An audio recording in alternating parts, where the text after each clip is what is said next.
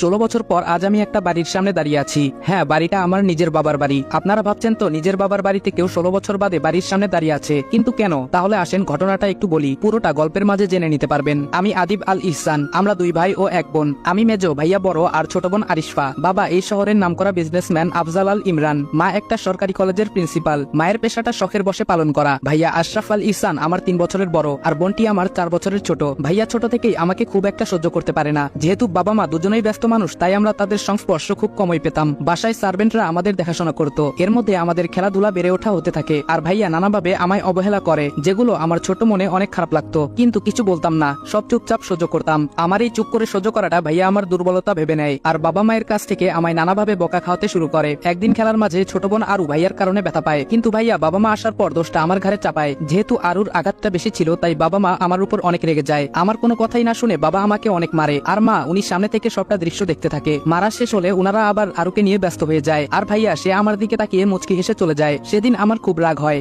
রাগ করে বাসা থেকে বেরিয়ে যাই। আর আজকে আবার 16 বছর পর বাড়ির সদর দরজার সামনে দাঁড়িয়ে আছি, তবে বাড়ির ছেলে হিসেবে নয়। 2 মাসের জন্য এই বাড়ির একটা ঘর ভাড়া নিয়েছি। যদিও ভাড়া দিতে চাইনি, অনেক রিকোয়েস্ট করে ভাড়া নিয়েছি, কারণ আমার ছোট বোনটার বিয়ে ঠিক হয়েছে আর আমি থাকবো না তা কি করে হয়। তবে এইখানে ভাড়া নেওয়ার জন্য আরেকটা কারণও রয়েছে, সেটাই রহস্য। আমি কলিং বেল চাপতেই একজন ভদ্রমহিলা দরজা খুলে দিলেন। আমার বুঝতে বাকি রইল না ইনি আমার মা। খুব ইচ্ছে করছে মাকে জড়িয়ে ধরি, কিন্তু না, আমার ভিতরে অনেক অভিমান জমে আছে। এত সহজে তা ভুলে যাই কি করে? আমার কাজের জন্য চাইলে অন্য বাড়ি ভাড়া নিতে পারতাম, কিন্তু ছোট বোনটার জন্য বারবার মন বলছে এই বাড়িতেই থাকবো। মা বলল, কে তুমি বাবা, কাকে চাও? আমি বললাম, আমি রাজ। আসলে আন্টি মিজান সাহেব আমার জন্য এই বাড়িতে 2 মাসের জন্য একটা ঘর চেয়েছেন। মা বলল, ও আচ্ছা, ভেতরে এসো। ভেতর থেকে একটা মেয়ে বলল, খালামণি এই ছেলেটাকে? মা বলল, কে এই ছেলেটা? ও আমাদের বাড়িতে 2 মাসের জন্য থাকবে। বুঝতে পারলাম উনি আমার খালাতো বোন ইশিতা জামান ইশি। ভ্রু কুচকে আমার দিকে তাকিয়ে কোথায় যেন চলে গেল। উনার পরিচয়টা একটু দিয়ে নেই, উনি আমার খালামণির মেয়ে ইশিতা জামান। আমি যখন এই বাড়িতে ছিলাম তখন খালামণিরা আমেরিকায় ছিলেন, কখন দেশে এসেছেন কে জানে। যাই হোক, বাদ দিন, আমরা সামনে এগোই।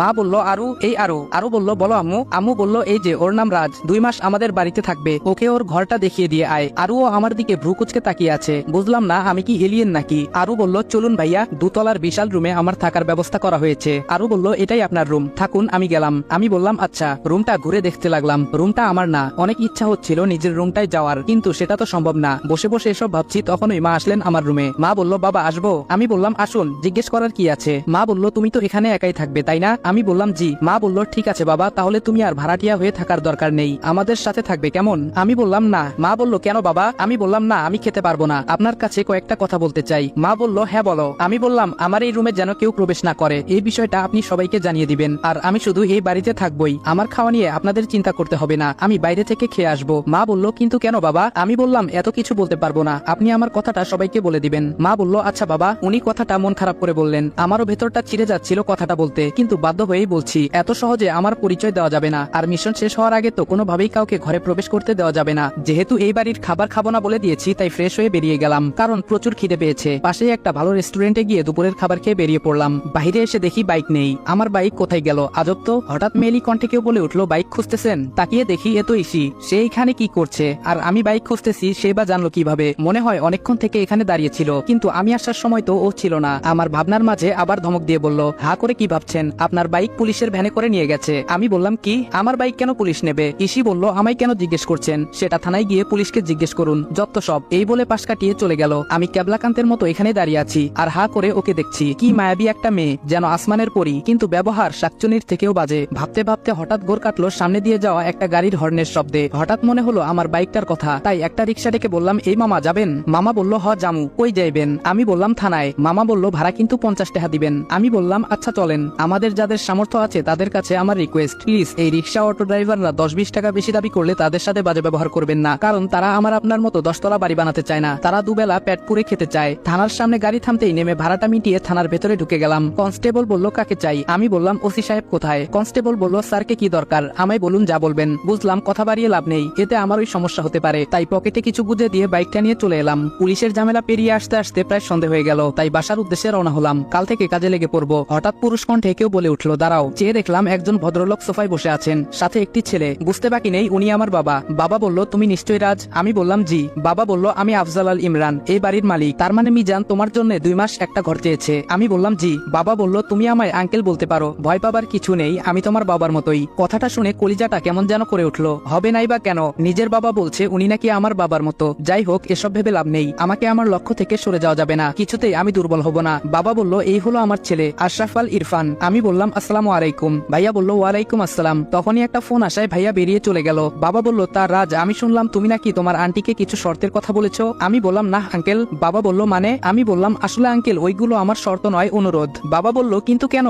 আমি বললাম, এখন আমি কিছু বলতে পারবো না, যদি আপনাদের কোনো সমস্যা হয় তাহলে বলে দিতে পারেন। বাবা বলল, ওকে, শান্ত হও, মিজান আমার কাছে রিকোয়েস্ট করেছে, তা তো আমি ফেলতে পারি না, তাই তুমি এইখানে নিজের বাড়ির মতো থাকতে পারো। আমি বললাম, ধন্যবাদ, এই বলেই চলে এলাম, কারণ তাদের সামনে দাঁড়িয়ে আমার মিথ্যা বলতে ভালো লাগছে না মোটেও। নিজের ল্যাপটপটা অন করে কিছু মেইল দেখতে লাগলাম। এর মধ্যে কে যেন বাইরে থেকে দরজায় নক করছে, শুনে ঘাবড়ে গেলাম, কারণ কার্ডটা আর কিছু সরঞ্জাম এখনো রুমে এলোমেলো হয়ে আছে। তাড়াতাড়ি এইগুলো গুছিয়ে জিজ্ঞেস করলাম, বাহিরে কে? আরো বলল, ভাইয়া আমি। বুঝতে পারলাম আমার কলিজার বোন, কিন্তু এত কাছে থেকেও তাকে আদর করতে পারছি না, জড়িয়ে ধরে কান্না করতে ইচ্ছে হচ্ছে, তাও পারছি না। আরু বলল, ভাইয়া। ওর ডাকে ঘোর কাটলো। আমি দরজা খুলে দেখি আরু কোমরে হাত দিয়ে দাঁড়িয়ে আছে। আরু বলল, কি করেন রুমের ভেতরে? কখন থেকে ডাকছি? আমি বললাম, তুমি নিশ্চয় জানো আগামী 2 মাস এই রুমটা আমার, আর এইখানে কারো প্রবেশ নিষেধ। আরু বলল, জানি বলেই এসেছি, এই রুমে আমার কিছু জিনিসপত্র আছে, ওগুলো নেব। আমি বললাম, ওকে নিয়ে যাও। আরু ওর নিজের জিনিসপত্রগুলো নিয়ে চলে গেল। আমি কিছুক্ষণ বোনটাকে দেখলাম মন ভরে। তারপর রাতে খাবারের জন্য রেস্টুরেন্টে চলে গেলাম। যদিও মিস্টার এন্ড মিসেস আল রিকোয়েস্ট করেছেন তাদের সাথে খাওয়ার জন্য, কিন্তু আমি খাইনি, একটা ইগো কাজ করছে। পরের দিন সকালে আমি কিছু কাগজপত্র গুছিয়ে নিয়ে রওনা দিলাম ইন্টারভিউ দিতে। একটা কোম্পানির পোস্টে টিকে যাই। আমার মতো ছেলেকে দেখলে কোন কোম্পানি চাকরি দেবে না? যেমন দেখতে তেমন সব কাগজপত্র,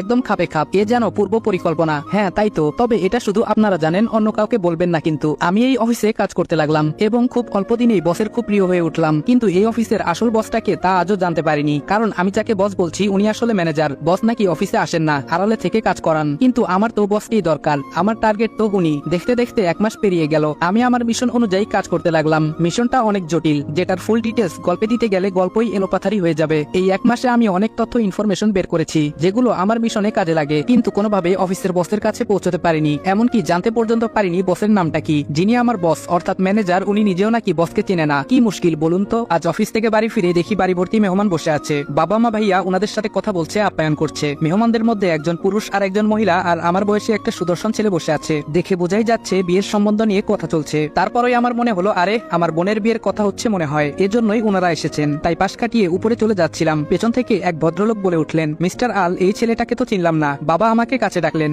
বাবা বললেন, রাজ, এদিকে আসো। এই হলো রাজ, আমাদের বাড়িতে 2 মাসের জন্য ওর একটা কাজে এসেছে। ভদ্রলোক বলল, ও আচ্ছা। আমি ওনাদের সাথে কৌশল বিনিময় করে চলে আসছি। সিঁড়ি দিয়ে উঠতে যাব এমন সময় দেখতে পেলাম যেন আসমান থেকে কোনো পরী নেমে আসছে আমার রাজকন্যা বোনটার সাথে, আর অন্য পাশে ভাবি। কিছুক্ষণ তাকিয়ে থেকে রুমে চলে এলাম, আর বসে বসে ভাবছি, মানুষ তো এসেছে আমার বোনের হবু শ্বশুর বাড়ি থেকে, তাহলে ওর এইভাবে সাজার কি আছে? ধুর ছাই, আমি কেন এসব ভাবছি? ওই মেয়ের ইচ্ছে হয়েছে তাই সেজেছে, তাতে আমার কি? তবে ও কিন্তু বেশি সাজেনি, আমার চোখে হয়তো এমন লেগেছে। ভাবতে ভাবতে বাথরুমে চলে গেলাম, ফ্রেশ হয়ে নিচে নামলাম খাবার খাওয়ার জন্য। বাহিরে যাব তখন বাবা বলল, রাজ শোনো। আমি বললাম, জি বলুন। বাবা বলল, বলছিলাম কি, আজকে বাইরে যাওয়ার দরকার নেই, মেহমান আছে, আজকের দিনটা একসাথেই খাই, বাড়ির সবাই একসাথে খাই, অথচ তুমি একা একটা ছেলে বাইরে খাও, আমাদের খারাপ লাগে বাবা। নিজের বাবার মুখে কথাগুলো শুনে চোখে পানি চিকচিক করতে লাগলো। এত বছর হয়ে গেল নিজের আপন ছেলের খোঁজ নিল না, অথচ অচেনা একটা ছেলের জন্য কত দরদ। আমি বললাম, আচ্ছা ঠিক আছে। বাবা বলল, তাহলে টেবিলে বসো, সবার সাথে খেতে বসছি। কিন্তু ইসি আসেনি, তাই ভাবি ইসিকে ডাকতে গেলেন। একটু পরে দুজন ফিরে এলেন, তবে খাবার টেবিলে আমায় দেখে কিছুটা চমকে গেল। তবে মেহমান থাকায় তেমন একটা রিয়াকশন দেখলাম না। খাওয়ার সময় সবাই টুকটাক কথা বলছে,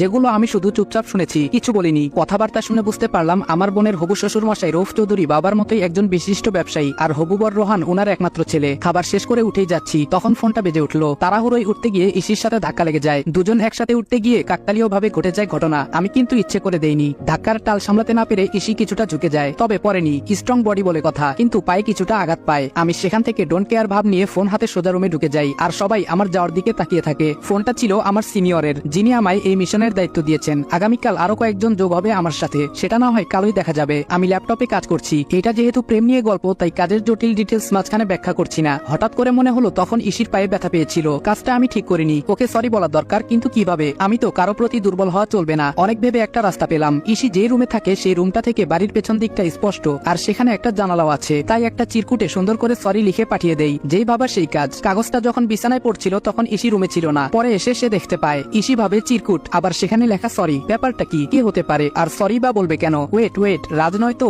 তখন খাবার টেবিলে ঘটে যাওয়া ঘটনার জন্য সরি বলছে হয়তো। দূর, কি সব ভাবছি। ওই ছেলে আর সরি, প্রশ্নই আসে না। তবে এটা কিসের ইঙ্গিত? ইসির রুমে কাগজটা ছুড়ে দিয়ে এসে বিছানায় শুয়ে পড়লাম। অনেকক্ষণ চেষ্টা করেও কাজে মন বসাতে পারছি না। বারবার ভাবছি চাচ্চু আর ছোট মা তো আসেনি, তাহলে ইসি এখানে কি করে? ও তো আমি বাড়ি থেকে বের হওয়ার 1 বছর বছর আগেই আমেরিকা চলে গেছিল, কখন ফিরলো? গত 1 মাসে আমি কাজে এতটাই ডুবেছিলাম, অন্য কাউকে নিয়ে ভাবিনি। তবে এখন ইসি আমায় ভাবাচ্ছে, জানতে হবে ও কি করে। ছোটবেলায় ইসি আর আমার খুব ভাবছিল, সবসময় একসাথে ছিলাম। খালু অফিসের কাজে আমেরিকায় সেটেল হয়ে যায় আর খালামণিকেও নিয়ে যায়, কিন্তু ইসিকে নিতে পারেনি উনারা। এত ছোট্ট ইসি কান্না করে বাড়ি গরম করে দিয়েছিল, আমায় ছেড়ে আমাদের ছেড়ে যাবে না, কিন্তু এর 2 বছর পর ঠিকই জোর করে নিয়ে যাওয়া হয়। ইসি চলে যাওয়ায় আমি আরো একা হয়ে পড়ি। এর সাথে যোগ হয় ভাইয়ার অত্যাচার আর বাবা মায়ের অবহেলা। আচ্ছা, ইসি কি দেশে আসার পর একবারও জানতে চেয়েছিল আবিদ কোথায়? ও কি আমাকে খুঁজেছিল? এসব ভাবতে ভাবতে কখন চোখ লেগে যায় টের পাইনি। সকালের মিষ্টি রোদের আলো চোখে পড়াই ঘুম ভেঙে যায়। আজ মনে হয় বেশি ঘুমিয়েছি, রাতে ভাবতে ভাবতে ঘুমিয়ে গেছি, তাই অ্যালার্মের কথা মাথায় আসেনি। জলদি উঠে চট করে ফ্রেশ হয়ে বেরিয়ে যাই। বাইকে থাকা অবস্থায় ফোন বাজে। আমি ফোন রিসিভ করে বললাম অপেক্ষা করতে বলুন, আমার আর 2 মিনিট লাগবে। গেটের সামনে বাইকটা থামিয়ে দেখলাম 4টে ছেলে দাঁড়িয়ে আছে, এক একজন দেখতে মাশাআল্লাহ। আমায় দেখে তারা সালাম দিল। আমি সালামের জবাব নিয়ে বললাম আমার সাথে এখানে কথা বললে সন্দেহ করবে, তোমরা বিল্ডিং এর পেছনে যাও, ইন্টারভিউ দেওয়ার এখনো অনেক সময় বাকি। একজন বলল ওকে স্যার। আমি বাইকটা পার্ক করে পেছন দিকে চলে গেলাম। ওরা আবার স্যালুট জানালো। একজন বলল স্যার আমার নাম রাতুল, অপরজন বলল আমি আয়াস, তৃতীয় জন বলল আমি নীরব, শেষজন বলল আমি অগ্নি। আমি বললাম তোমরা সবাই সেম পোস্টে তো? আয়াস বলল ইয়েস স্যার। আমি বললাম গুড, তবে এখানে আমাকে তোমরা স্যার স্যার করবে না, নাম নিয়ে ডাকবে, কারণ অনেক রিকোয়েস্ট করে গ্রামের ছোটবেলার বন্ধু এসব বলে চাকরি ম্যানেজ করেছি, তাই এমন কিছু করবে না যার দ্বারা কেউ বিন্দুমাত্র সন্দেহ করতে পারে। সবাই একসাথে বলল ইয়েস স্যার। আমি বললাম আমি রাজ, আমাকে রাজ বলেই ডাকবে এবং অফিসে ফর্মালিটি মেনটেন করার জন্য স্যার বলবে। সবাই বলল ওকে। আমি বললাম যাও সবাই, আমি আসছি। স্যারকে ফোন দিয়ে কনফার্ম করে দিয়ে যেই অফিসের গেটে পা বাড়ালাম অমনি চোখ পড়ে গেটের বাইরের দিকে। একজন অফিসে ঢুকছে গেট দিয়ে, যাকে দেখে আমি অবাকের চরম সীমায়।